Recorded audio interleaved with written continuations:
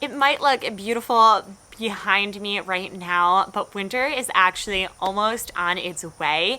And to prepare for the winter months, I wanted to do a fun video on how to propagate your own Christmas tree or evergreen tree. So we're actually going to be heading into our neighbor's yard who has a Christmas tree farm, and she's actually given us the ability to go in there and take our own clippings from her trees that we're going to be propagating today and showing you guys how to propagate as well, so that you can one year have your own homegrown Christmas tree.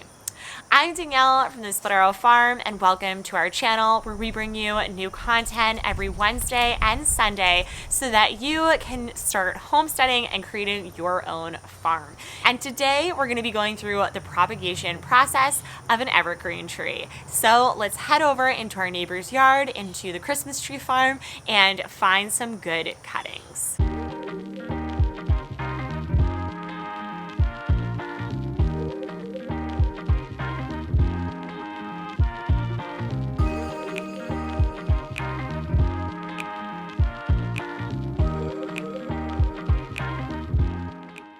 Okay, we've got a whole bunch in this bin, and I'm gonna go bring it all back, put it in some water, and we'll start talking about the process for preparing these and making sure that you can propagate them correctly.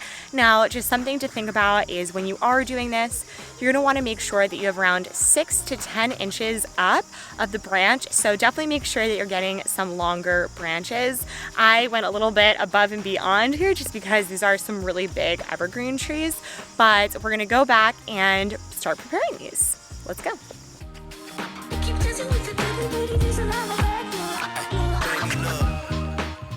I've gone ahead and brought back all of the cuttings that we got and put them into a bucket of water.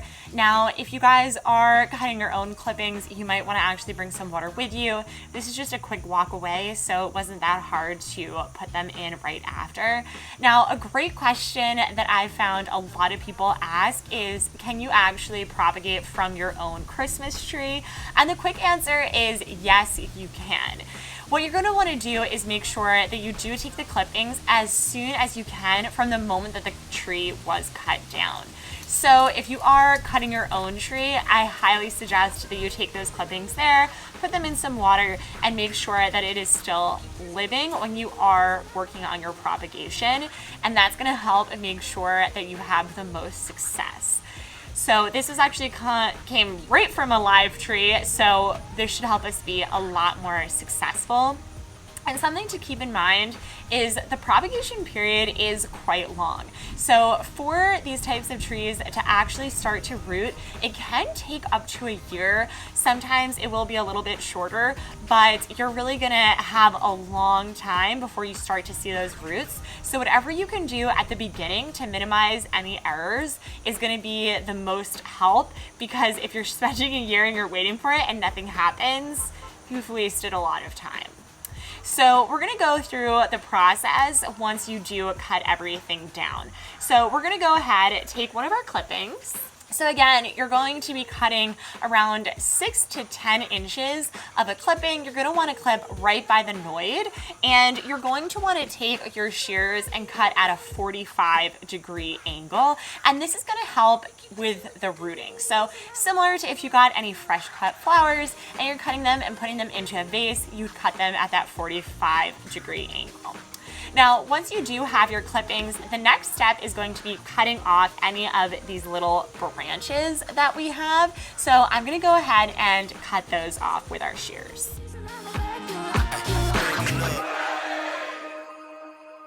Now that you've cut off all of the branches, you're going to be left with just this one piece, and you're gonna go ahead and cut all of the pieces off here. You're going to be cutting off around 75% of this, and I like to come in with actually a different pair of scissors, ones that can get a little bit closer. These are actually just kitchen shears that I'm gonna be using today, so you can use anything similar like that that you have.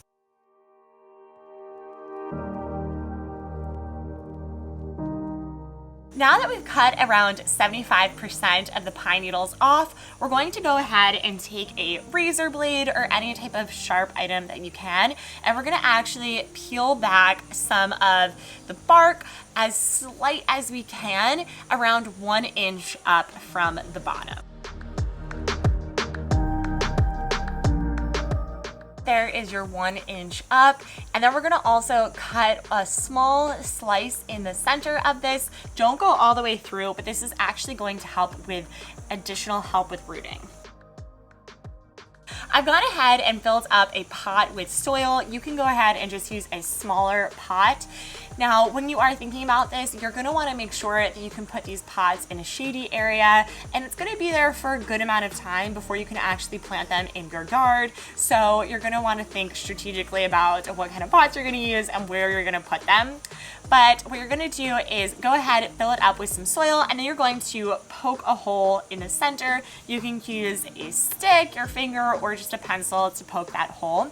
And this way, you're gonna be able to stick in the clippings. But first, what we're going to be doing is actually sticking the clipping into a hormone powder. So I actually have take roots, which I've heard a lot of great things about. So I'm going to be using this, and I'll supply a link down below so you can get this easily on Amazon. And what you're going to want to do is actually take the potting solution and put it right in the top lid. This way, if any of these branches are contaminated, it's not going to contaminate the entire solution. And then what I'm going to do is I'm going to just take my clippings, and you're going to just dip it in, getting it all on there. And then you're going to stick it into the hole that you've made, making sure not to take off too much of those potting hormones, and then cover it in. And there we go. You're gonna make sure to water this and then store it into a shady area, and it will take around 3 months to a year to start rooting. And then once it does start to root, you can actually start moving it into the ground or into a bigger pot. And you're gonna wanna make sure to keep this soil nice and moist. You can spray it with a bottle every so often, or making sure that you are watering it so it is getting that extra moisture that it does need. Now, I'm gonna go ahead and keep doing some of my clippings and continue on. But if you enjoyed this video, please make sure to give us a thumbs up and subscribe down below, as we give new content every week, and we're so excited to have you guys along for the journey. And while I am doing some of these clippings, I am gonna show some videos that you guys can watch next that you might like.